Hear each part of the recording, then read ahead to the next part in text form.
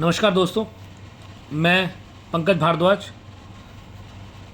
फिर उपस्थित हूँ कष्ट महाभारत के बाद, जो कि आदरणीय प्राणेंद्रनाथ मिश्र जी ने लिखी है, का चतुर्थ अध्याय लेकर। तृतीय अध्याय में आपने देखा था कि माता गांधारी ने भगवान कृष्ण को क्रोध में आकर शाप दिया था, और इस चतुर्थ अध्याय में भगवान कृष्ण उस शाप को सुनने के बाद माता गांधारी को बताते हैं कि सच्चाई तो यह है कि इस सारे विध्वंस के पीछे जो उत्तरदायी हैं वो स्वयं माता गांधारी और धृतराष्ट्र हैं, और भगवान कृष्ण जानते हैं कि वो तो ईश्वर हैं, लेकिन उनका जन्म मृत्यु लोक में हुआ है, इसलिए मानव का जन्म और मृत्यु विधि का विधान है और उसे पालन करना पड़ता है। तो उन्होंने माता गांधारी के द्वारा दिए हुए श्राप को स्वीकार कर लिया है और उनको जवाब देते हैं। आते हैं चतुर्थ अध्याय की ओर। अध्याय का नाम है गांधारी को कृष्ण का प्रत्युत्तर। क्रोधित आवेशित गांधारी गिर पड़ी धरा पर शापित कर, अधचेतन बिलख रही भू पर, वह विगत काल को शोषित कर। थे कृष्ण सुन रहे शाप शब्द, हंस रहे मृदुल मन ही मन में, आ गए तुरंत कुरुक्षेत्र मध्य, हत योद्धाओं के कानन में।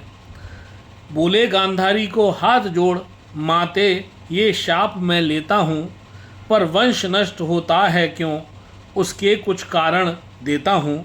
गांधारी हो गया शोक बहुत, उठ जाओ करो चिंतन मन में, किसके कारण यह युद्ध हुआ, मंथन कर लो विश्लेषण में।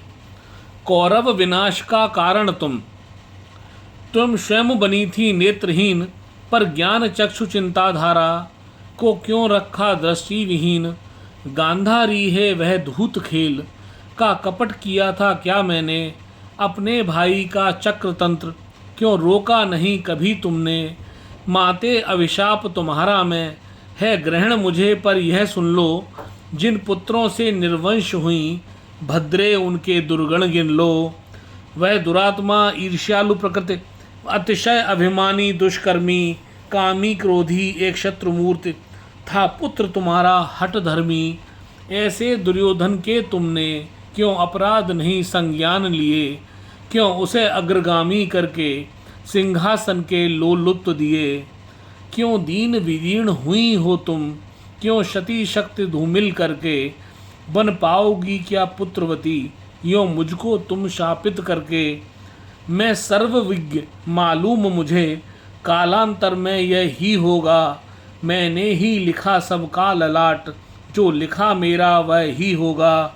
मैं कालजयी मैं प्रबुद्ध काल, यह सृष्टि समाई है मुझ में, पर मुझे चाहिए कारण भी, मरने का मृत्यु के कानन में। मैं कालचक्र मैं कृष्ण गहन, मैं छिद्र अनंत अंधेरे का, मैं रक्त पिपाशा काली की, मैं लोहित क्षितिज सवेरे का। मैं रथारूढ़ मैं संहारक, मैं हूँ आणविक मैं विस्फोरण, मैं शून्य विराजित बहुरूपी, हर दिशा मेरी है बृहत कोण। मैं मानव बनकर आया हूँ, मानव की हर नीति चली, पर पुत्र तुम्हारे विष के वृक्ष, उनको मृत्यु ही लगी भली। तुम कहती हो मैंने बोया कौरव के ध्वंस का प्रथम बीज, पर तुम हो इसकी रूपकार, धृतराष्ट्र हैं इसके रक्त बीज। वह पुत्र मोह तुम दोनों का, सिंहासन के प्रति लोलुपता, ले गया मृत्यु की ओर शुभे, अन्याय उदर अभिलाषणता। हे क्षत्रिय नया नहीं तुमने, अभिशापित कर कुछ बोला है, जो अपने लिए लिखा मैंने, तुमने रहस्य वह खोला है।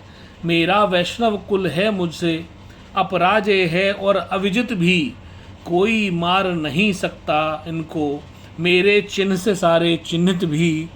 मैं ही हूँ इनका संहारक, मैं ही रचना कर जाऊँगा, मेरे महाप्रयाण से पहले ही सब चिन्ह मिटाकर जाऊँगा। वैष्णव वंशों का यादव कुल होगा दैविक कारण विनिष्ट। हे शुभे यही उनका भविष्य, होंगे विचार उनके भी भ्रष्ट। जिनके विचार भी भ्रष्ट हुए, वे जीवित हों पर मृत ही हुए। तुम शोक करो मत गांधारी, कौरव मेरे धाम विगत ही हुए। दुख करो न तुम्हें पतिव्रता, दुख करने से दुख बढ़ता है। इस सृष्टि में कोई अमर नहीं, हर लेख काल ही गढ़ता है। इस सृष्टि में कोई अमर नहीं, हर लेख काल ही गढ़ता है। इस प्रकार ये चतुर्थ अध्याय समाप्त होता है।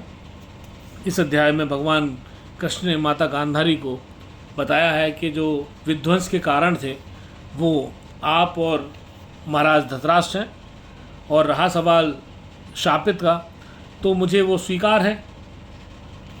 और इसके साथ ही उन्होंने कहा कि जो काल का लेख है उसे कोई मिटा नहीं सकता। अगर जिसका जन्म हुआ है उसकी मृत्यु भी सुनिश्चित है, चाहे वो भगवान कृष्ण ही क्यों ना हो। अब इसके बाद जो अगला अध्याय हमारा आएगा, पंचम अध्याय, उसमें हम आदरणीय भीष्म पितामह के बारे में कुछ बातचीत करेंगे। तब तक के लिए आप इस लम्हे ज़िंदगी के चैनल को सब्सक्राइब करें और इससे पहले के चारों अध्यायों को गहनता से सुनें और अपने विचार व्यक्त करें। बहुत बहुत धन्यवाद। नमस्कार।